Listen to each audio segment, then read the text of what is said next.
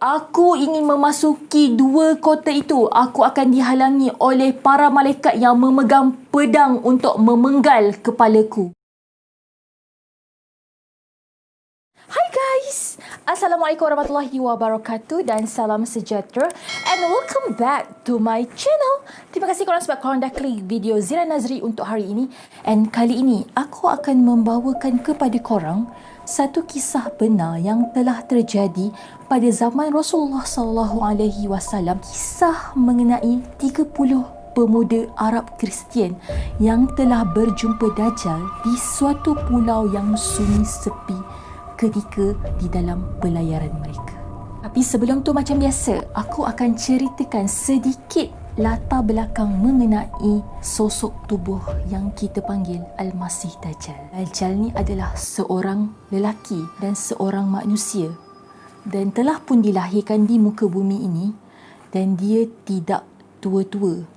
Dia adalah seorang minal munzorin, iaitu di kalangan manusia yang dipanjangkan usianya seperti Nabi Isa. Dajjal ini tubuhnya sangatlah besar, kulitnya kemerah-merahan, mempunyai rambut yang sangat kerinting, yang terlalu kerinting.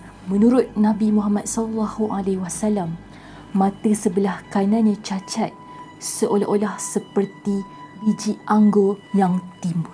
Kisah ini dari sahabat Rasulullah yang bernama Tamim Ad-Dari.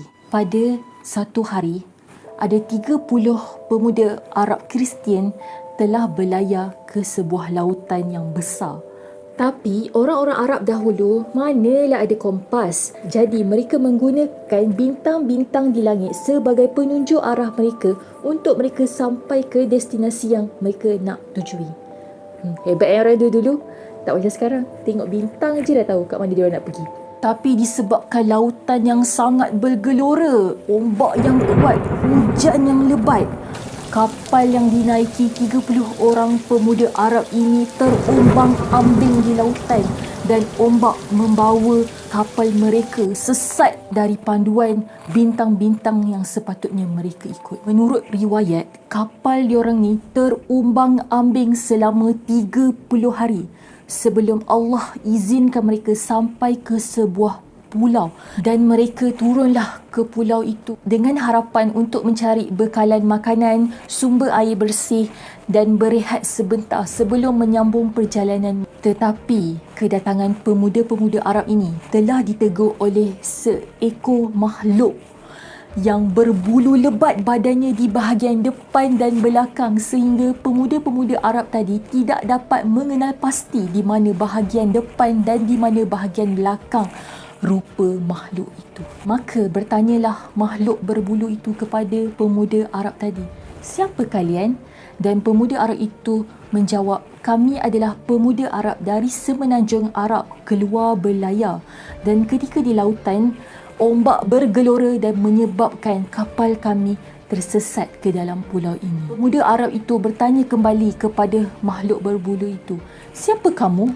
"Aku adalah Al-Jassasah." Mengikut sesetengah riwayat, ada yang mengatakan Al-Jassasah ini adalah iblis yang menyerupai makhluk berbulu itu. Al-Jassasah tidak menjawab pertanyaan pemuda-pemuda Arab itu. Dia terus berkata-kata, di tengah-tengah pulau itu ada seseorang yang sedang menunggu kabar berita dari orang lain.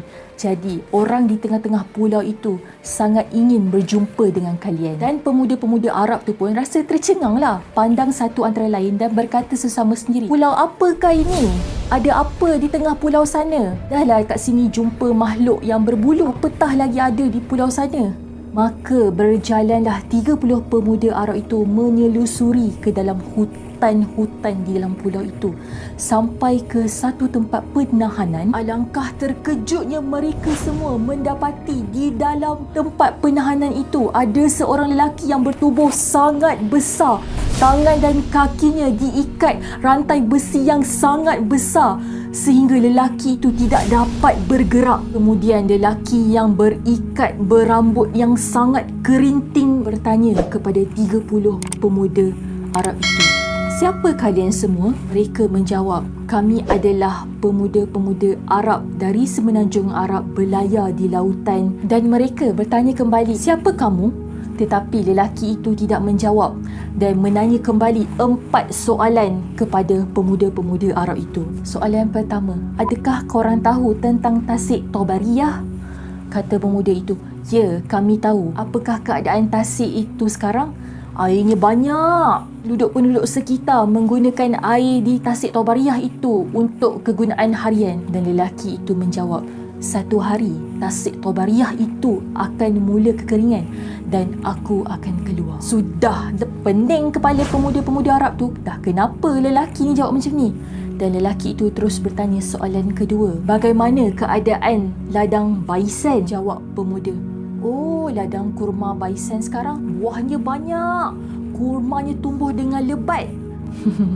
Dan pemuda itu menjawab, satu hari ladang itu tidak akan mengeluarkan buah dan aku akan keluar. Bagaimana keadaan mata air Zuhar? Dan jawab pemuda-pemuda itu, mata air Zuhar masih mengeluarkan air yang banyak. Lelaki itu menjawab, satu hari air mata Zuhar akan kering dan di waktu itu aku akan keluar. Dan soalan yang keempat, soalan yang terakhir, lelaki berikat itu bertanya, adakah Nabi yang tidak pandai membaca dan tidak pandai menulis telah pun diutuskan? Pemuda-pemuda itu jawab, ya, dia telah pun diutuskan. Dan adakah Nabi itu diperangi dan berperang? Ya, dia berperang dan diperangi. Dan setiap peperangan yang dia ikuti, dia akan menang. Lelaki yang berikat itu berkata, sesungguhnya hanya kalian yang diizinkan oleh Allah Subhanahu Taala untuk sampai ke pulau ini, dan sesungguhnya aku yang berikat ini adalah Al-Masih Dajjal. Aku akan hampir diizinkan oleh Allah Subhanahu Taala untuk keluar ke muka bumi ini selama 40 hari, dan tiada satu kampung pun yang tidak aku akan lalui kecuali kota Mekah dan Madinah, kerana setiap kali aku ingin memasuki dua kota itu, aku akan dihalangi oleh para malaikat yang memegang pedang untuk memenggal kepalaku. Terkejutlah 30 pemuda Arab yang berada di dalam gua itu.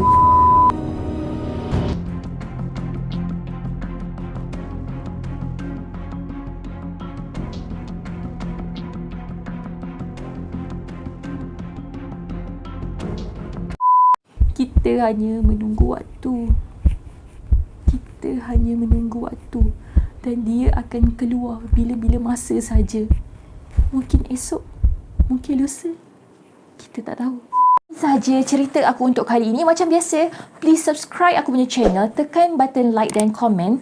And please, kalau korang ada apa-apa cerita menarik yang nak aku kongsikan untuk next video yang akan datang, korang boleh share kat aku dengan komen di bawah. And aku mohon sangat subscribe channel aku. Okay korang, thank you so much. Assalamualaikum. See you next time.